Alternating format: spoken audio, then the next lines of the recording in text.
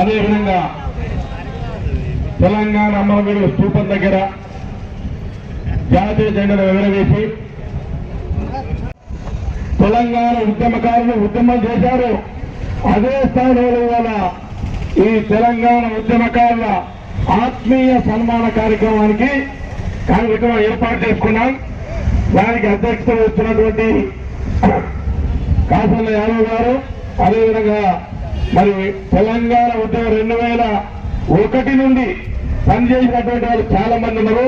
దాంట్లో మొదటి వరుసలో ఉన్నటువంటి వ్యక్తి రాజేందర్ గారు, అదేవిధంగా పెద్దలు నాథరాయ్ గారు, మరి శర్మ గారు, తర్వాత మా బాలాజీ గారు, తర్వాత మా మస్తానన్న గారు, విజయమోహన్ గారు, మా శ్రీనివాస్ విలేకరుల తరఫున శ్రీనివాస్ గారు కానీ, అదేవిధంగా మా త్రివేణి కాలేజీ ప్రిన్సిపాల్ నిరంజన్ గారు, మా వెంకరెడ్డి గారు, అదేవిధంగా మా చాలా మంది పేరు పేరున మా కొర్ర ఈశ్వర్లాలు, మా దేవదానం సార్ గారు, రామస్వామి గారు ప్లాట్లు ఇద్దాం. దాంతో పాటు ఇంద్రమ్మ ఇల్లు ఇవన్నీ కూడా చేద్దామని మెనిఫెస్టోలో పెట్టడం జరిగింది. తప్పకుండా దాన్ని అమలు చేస్తాం.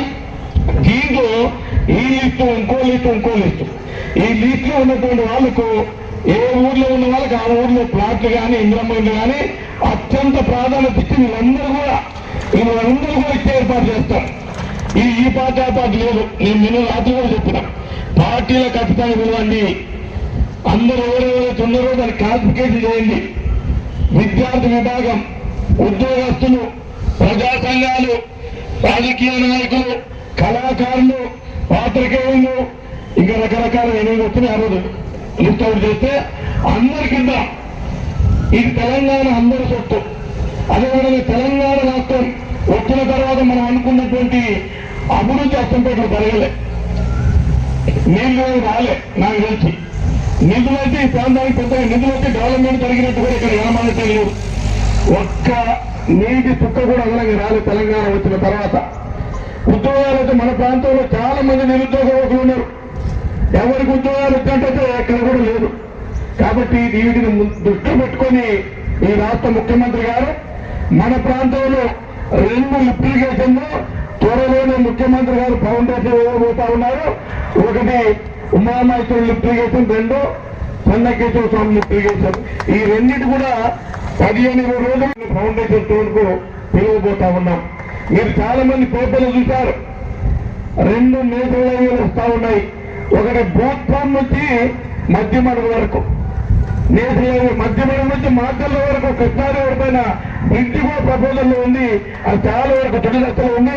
తప్పకుండా దాన్ని కూడా ఏర్పాటు చేయడం కోసం ముఖ్యమంత్రి గారు ప్రయత్నం చేస్తా ఉన్నారు. వారితో పాటుగా మన డాక్టర్ మన్మోహన్ గారు స్పెషల్ రిప్రజెంటేటివ్ న్యూఢిల్లీ మొన్నటి వరకు వారు కూడా ప్రయత్నం చేశారు. ఇప్పటికి లెటర్ వేయడం జరిగింది. ఇక 3వ విషయం ఏంటంటే మన ప్రాంతంలో ఇన్స్టిట్యూషన్ కావాలి. నా సోదరుడు కాసం చెప్పినట్టుగా ఇన్స్టిట్యూషన్ కొత్తగా రాలే. నిజంగా చెప్పాలంటే అచ్చంపేటలో గవర్నమెంట్ డిగ్రీ కాలేజీ లేదు, గవర్నమెంట్ పీజీ కాలేజీ లేదు, ఎక్కడ కూడా టెక్నికల్ కాలేజెస్ లేవు. నేను ఇప్పటికే ఇంజనీరింగ్ కాలేజీ కావాలని అడిగాను. 2 సార్లు అడిగితే మనకు ఫ్యాకల్టీ వస్తుందా అని అడిగింది ముఖ్యమంత్రి గారు. ఒక్క సంవత్సరం మనకు ఛాన్స్ ఇవ్వండి సార్, ఒకవేళ రాకపోతే దాన్ని మారుతామని చెప్పాను. అది మేము ఇంజనీరింగ్ కాలేజీ కూడా ఎంక్వైరీ అయిపోయింది, డిగ్రీ కాలేజీ కూడా ఎంక్వైరీ అయిపోయింది. 2 కూడా త్వరలో రాబోతా ఉన్నాయి. అదేవిధంగా కాలేజ్ ఆఫ్ నర్సింగ్, ఇది కాకుండా పీజీ సెంటర్స్, ఒకటి అమరాబాద్, ఒకటి కొండనాగులు, 3వది ఇక్కడ గవర్నమెంట్ డిగ్రీ కాలేజ్ వచ్చిన తర్వాత ఇక్కడ కూడా పీజీ సెంటర్స్ ఏర్పాటు చేయాలని ఆలోచన ఉంది. అన్నిటి మించి నేను ఎలక్షన్ కన్నా ముందు ఒకసారి నేను ఈ రిటైర్డ్ ఎంప్లాయీస్ నన్ను పిలిచినప్పుడు పక్కనే స్టడీ హాల్ ఉందట. ఆ స్టూడెంట్స్ నా దగ్గరకు వచ్చిన సార్ స్టడీ హాల్ మీరు కూడా రావాలి సార్. అప్పటి వరకు ఆ స్టడీ హాల్ ఉండదు కూడా నాకు తెలియదు. నేను స్టడీ హాల్కి వెళ్తే ఏమయ్యాయి స్టడీ హాల్ అంటే ప్రైవేట్ సార్, రెంట్ కడతా ఉన్నాం. ఎంత ఏంటంటే 1000 రూపాయలు కడతా ఉన్నాం. ఎంతమంది ఉన్నా 60 మంది ఉన్నాం. నాకు ఆ రోజే థాట్ వచ్చినప్పుడు ఎలక్షన్ కాలేదు. ఆ విద్యార్థులు చెప్పాను, ఎమ్మెల్యే అయిన తర్వాత తప్పకుండా మీకు government study hall library, government study hall library already పెట్టాం. కోరుమంది లాగింది.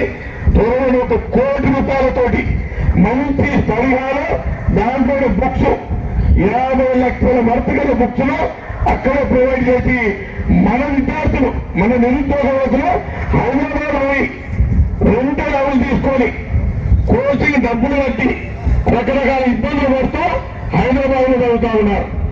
వాళ్ళు హైదరాబాద్ పోకుండానే ఇక్కడే స్టడీ హాల్ ఏర్పాటు చేస్తా.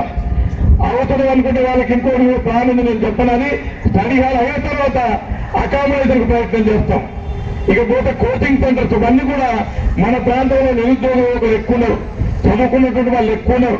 కాబట్టి చాలా మంది తల్లిదండ్రులు ఇబ్బందులు పడుతూ అప్పులు చేసి మిక్సీలు కట్టలేక చాలా మంది ఇబ్బందులు పడుతూ వాళ్ళ పిల్లల్ని హైదరాబాద్ పంపి కోచింగ్ ఇప్పించే కొన్ని 1000 కోరు ఉన్నందువల్ల ఆగింది. ల్యాండ్ కూడా చూసాం. 20 కోట్లతోటి skill development centre NAC national academy of construction వాళ్ళ సౌజన్యంతో త్వరలో దాన్ని కన్స్ట్రక్షన్ చేసి మన నిరుద్యోగ యువకులకు మంచి ట్రైనింగ్ ఇచ్చి ప్లేస్మెంట్ కూడా ఇవ్వడం కోసం దాని ప్రయత్నం చేస్తా ఉన్నాము. ఇదే కాకుండా కాటేజ్ ఇండస్ట్రీస్, అది నాకున్న ప్రాధాన్యత 2. First free education, free health. ఇంకో 2 ఇరిగేషన్ ఇన్స్టిట్యూషన్స్. ఇక 5వది ఇండస్ట్రీస్. 5 మీద దృష్టి పెట్టాం. Education, health, irrigation, industries and institutions. వీటిపైన ప్రత్యేకమైన దృష్టి పెట్టాం. ఈ 5 కార్యక్రమాల కింద మనం సక్రమంగా చేసుకోగలిగితే అన్ని రకాలుగా అచ్చంపేటను అభివృద్ధి పరచాలనే ఉద్దేశంతో పనిచేస్తా ఉన్నాం. కాబట్టి అన్నిటికి మించి మీరైతే మా మీద నమ్మకం పెట్టి మన ప్రాంతం వాడు మన నల్లమల్ల ముద్దుబిడ్డ గెలిస్తే ఖచ్చితంగా అచ్చంపేటను అభివృద్ధి పరచాలని చెప్పి భారీ మెజార్టీతో గెలిపించినందుకు మీ అందరికీ చిరకాలం నేను రుణపడి ఉంటానని కూడా సభాముఖంగా మనం చెప్తా ఉన్నాను.